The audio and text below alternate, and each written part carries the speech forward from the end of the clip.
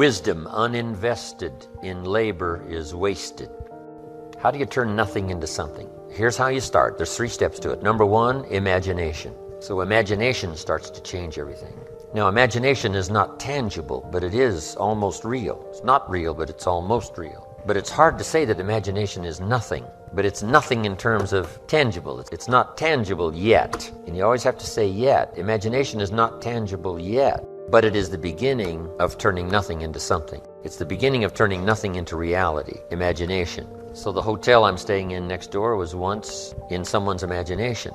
Imagination is the ability to see things that don't yet exist. The ability to see what does not yet exist. Imagination is real in the sense that it affects. It'll affect your behavior. It'll affect your enthusiasm. It'll affect your emotions. It's real in that sense, but it's not real in the tangible sense. But to turn nothing into something, you start with imagination. Next is faith. To believe that what you imagine is possible. How do we start to strengthen our belief in that what we imagine is possible to turn it into reality? And there's 2 or 3 ways. One is to believe your own testimony. If you've done it before, why couldn't you do it again? If you've done it once, couldn't you do it the second time? Why not believe in your own testimonial? If I did it before, I can do it again. I was rich by age 31 and broke by age 33. But now my question was, could I do it again? And the answer was yes, of course. I lost the money, but I didn't lose the skills. And that's what's important about personal development. You can lose the money, but not the skills, so who cares about the money? Unless it's getting late, right? And you're like 90 and, it's a little difficult to go back to the streets. But hey, once you've got the skills, you own the skills. It's like sales. A skill is more valuable than a sale. Sometimes a salesperson says, I need a sale. I said, no, you need a skill. Sales are temporary. Skills are permanent. So we start with imagination, which is almost real. It's not real yet. It's not tangible yet, but it's almost real. Now we move to faith to believe that what we imagine is possible. So we study our own testimony. If we've done it before, we can do it again. Here's what else we study. Other testimonials of somebody who did it. Somebody that built a hotel said, yes, I started with some plans and finally believed it was possible, and here it is. Say, well, if it's possible for one, it's possible for another. In fact, sometimes when we hear the testimonial, here's how they finished. If I can do it, you can do it. See, that's a classic testimonial that gives us now what we call faith. And one of the ancient wise writers said, faith is generated by what we hear. Faith is generated by what we hear. The vocabulary of what we hear, the vocabulary of what we read, that generates faith to believe that it's possible. Now, faith is not reality. You can't say faith is nothing because it affects. It's like radiation. To us, it's nothing because it can't be seen.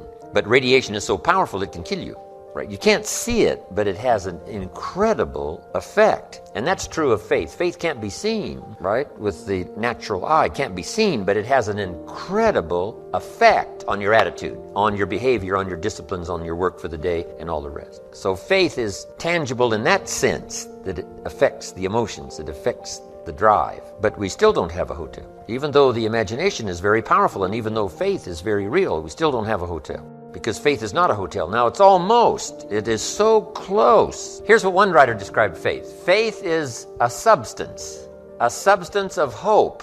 Now, it's not a substance like a brick being a piece of the hotel, but it's almost. It's so close, it's substance. And the writer also said it's so close, it's evidence. Now, not evidence you can see, but tangible evidence that's just as real as all of our human experiences that can't be touched, can't be seen. It's called the unseen magic. Language is the unseen magic. It can't be seen. The words can't be seen as they're transmitted from the speaker to the one who listens, but it can have a profound effect. That means it's more than nothing. Language is more than nothing, but to create something out of nothing, we start with imagination, then we move to faith, which believes it's possible, which is almost real. I built my first home for my family in Idaho many years ago. And before I started this home, to construct it, I used to take my friends out to the vacant property. And I would take them on a tour through this house. Do you believe that? I would say, this is the living room. It's got a fireplace here. It's brick. And then come around here into the family room. Another fireplace, see-through. On this side it's stone, on this side it's brick. I would walk them through the 3-car garage. Isn't that true, though? Faith and imagination is almost. It's called evidence and substance. Now, it's still not tangible, but it's not far from tangible. But now here's what we do with faith and imagination. We deposit it in disciplines and activity. because faith without the activity serves no useful purpose. Imagination without the activity to translate it into reality serves no purpose. But wisdom and faith deposited in activity creates reality. The reality of a career, the reality of a hotel that wasn't there. Then this is a bit of a time management that will sort of translate into time management. Question goes like this: when should you start building the hotel that you've imagined and now believe that it's possible? When should you start? And here's the answer: as soon as you have it finished. You just got to remember that. You wouldn't start building a hotel unless you had it finished. Because if you start building something, somebody says, what's this going to look like? You say, I have no idea. See, they'd take you away to a safe place. No, the reason you start is because it's finished. So here's what we teach in time management. Don't start the day until you have it finished. You've got it laid out. Plenty of room for improvising, plenty of room for spontaneity, but you finish the day and then you start the day. You finish the week, then you start the week. But you shouldn't start building the hotel until you have it finished. Is it possible to finish it before you start? And the answer is yes. It would be foolish to start unless you had it finished.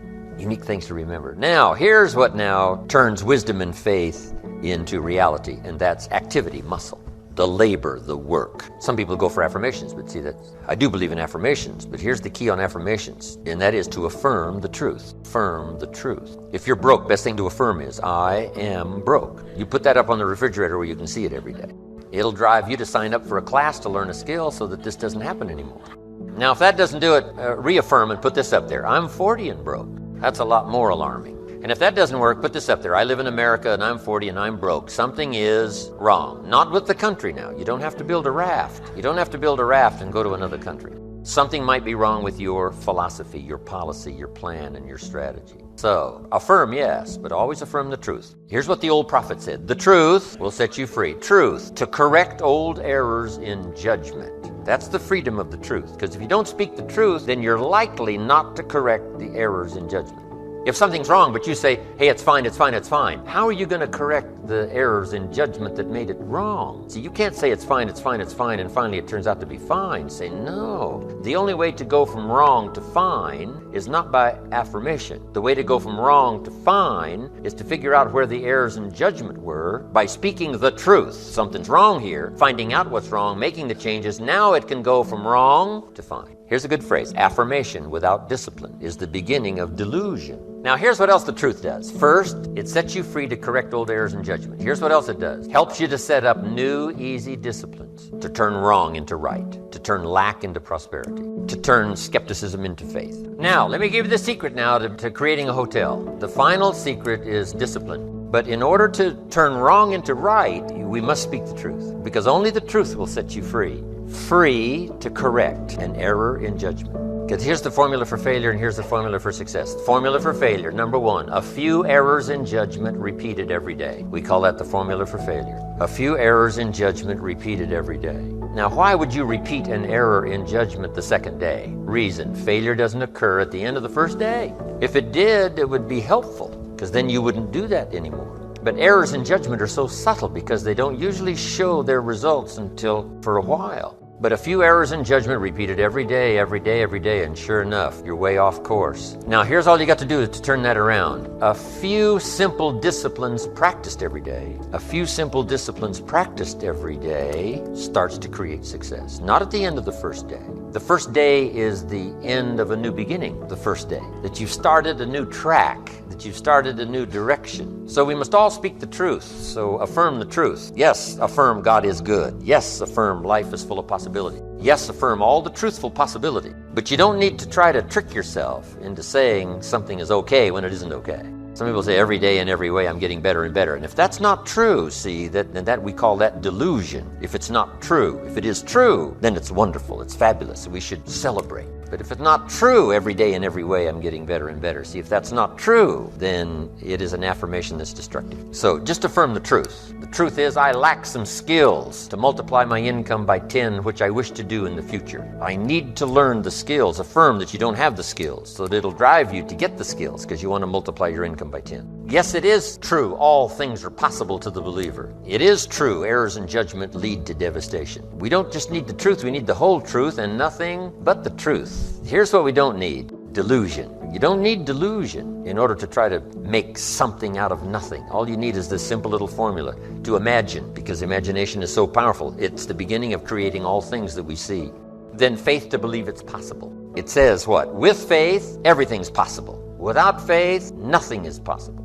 So that's a good study to make, creating faith to believe it's possible. But now we deposit faith and imagination into muscle, into discipline.